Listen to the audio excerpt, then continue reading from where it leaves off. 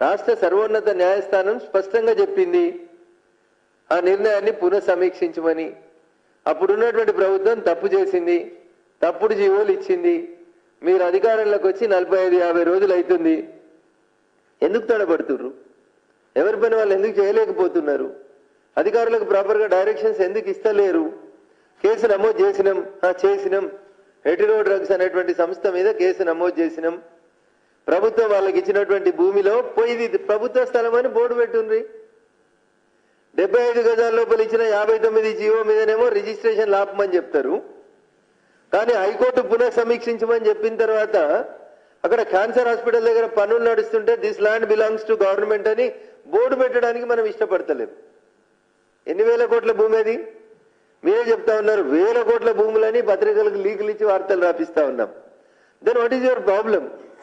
ఎందుకు హెటిరో సంస్థకి ఇచ్చినటువంటి భూమి ఇల్లీగల్ అని రాష్ట్ర ప్రభుత్వం గుర్తించిన తర్వాత కేసు నమోదు చేసి ఆ భూమిని స్వాధీనం చేసుకోవడంలో మనకున్న అభ్యంతరం ఏంది? అంటే ఇంకేమైనా మాట్లాడుకుందాం అనుకుంటుర్రా? What is the reason why the cases are being pending? ఒక్క ఐఏఎస్ గురించి చెప్పాల్సిందంటే ఒక 100 మంది గురించి చెప్పొచ్చు. సోమేష్ కుమార్ గారు అంతే, రజత్ కుమార్ అయితే మీరు బాగా చెప్పిన కాళేశ్వరంలో ఇంజనీరింగ్ చీఫ్ గా ప్రత్యేక అధికారిగా ఉన్నాడు, బిడ్డ పెళ్లి చేసిండు, తాజ్ కృష్ణ వాళ్ళ బిల్లు కట్టిరు, బిల్లు కట్టినోడు company contractor. Then where is the action? ఒక్క బ్యూరోక్రాట్ మీద కూడా యాక్షన్ ఎందుకు లేదు? రఘునందన్ రావు ఏ టోన్లో మాట్లాడిండో అప్పుడు రేవంత్ రెడ్డి గారు కూడా అదే టోన్లో మాట్లాడిండ్రు. ఏం చెప్పారు? బీహార్ బ్యాచ్ అంతా దోసుకపోతుంది అన్నారు. Then where is the action? Bihar road మీద లేదు, ఆంధ్ర రోడ్ మీద లేదు, తెలంగాణ వాళ్ళ మీద, దొంగల మీద ఎవరి మీద యాక్షన్ ఎందుకు లేదు? ఇది భారతీయ జనతా పార్టీ అడుగుతున్నటువంటి ప్రశ్న.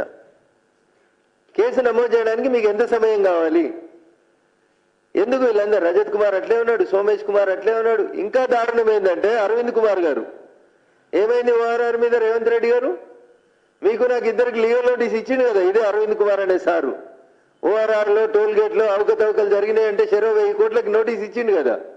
So what is the action this government has initiated on ORR? ఉత్త అరవింద్ కుమార్ గారిని అక్కడి నుంచి ట్రాన్స్ఫర్ చేసేసినాం, అయిపోయిందా? చేతులు దులిపేసిరా? సోమేష్ కుమార్ గారు, రజత్ కుమార్ గారు, అరవింద్ కుమార్ గారు, రిటైర్డ్ అయిపోయిన వెంకటరామరెడ్డి సారు రింగ్ రోడ్ వంకలు తిప్పుతారు, రింగ్ రోడ్ టోల్ గేట్లు అమ్ముకుంటారు, నియో పోలీస్ పక్కన 100 కోట్లకి ఎకరంగా ఉంటారు. మీరు బ్యూరోక్రాట్లా ఇంకా బందిపోట్లా? ఏడికెళ్ళి వస్తున్నాయి మీకు ఈ పైసలన్నీ? ఏం చేస్తారు వీళ్ళంతా?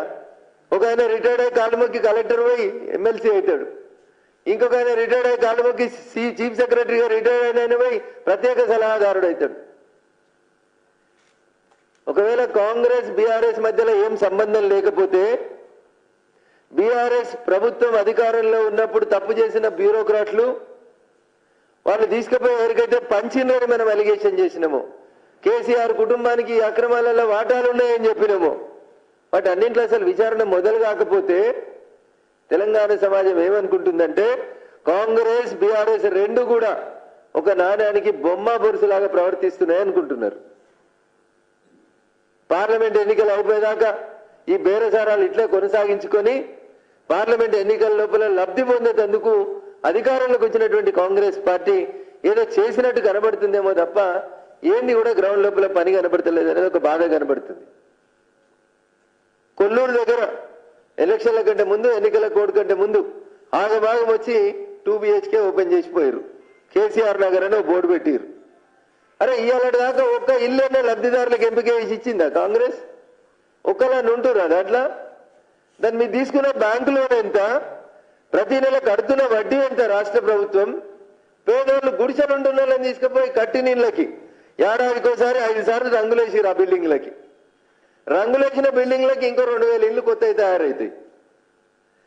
ప్రజాధనాన్ని, ప్రభుత్వ ధనానికి ట్రస్టీగా ఉండాల్సినటువంటి రాష్ట్ర ప్రభుత్వం ఏ ఒక్క పని విషయం లోపల కూడా నిజాయితీగా అడుగులు వేస్తలేదేమో అనేటువంటి అనుమానం కాంగ్రెస్ పార్టీ పెద్దల మీద, కాంగ్రెస్ ప్రభుత్వం మీద కూడా కనబడుతుంది.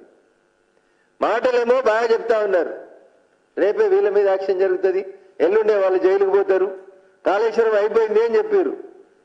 ప్రతిపక్షాలు ఉన్నప్పుడు రేపే సిబిఐ విచారణ కావాలని డిమాండ్ చేసిరు. అధికారంలోకి వచ్చినాక ఇవాళ దాకా సప్పు లేదు. చాలా మంది టీఆర్ఎస్ ఎమ్మెల్యేల మీద మీరు అవినీతి ఆరోపణలు చేసిరు. ఒకరి మీద కేసు నమోదైందా? ఒకళ్ళ మీద యాక్షన్ స్టార్ట్ అయిందా? ఎప్పుడు పడుతుంది? మీ తొలి అడుగు ఎప్పుడు పడుతుంది?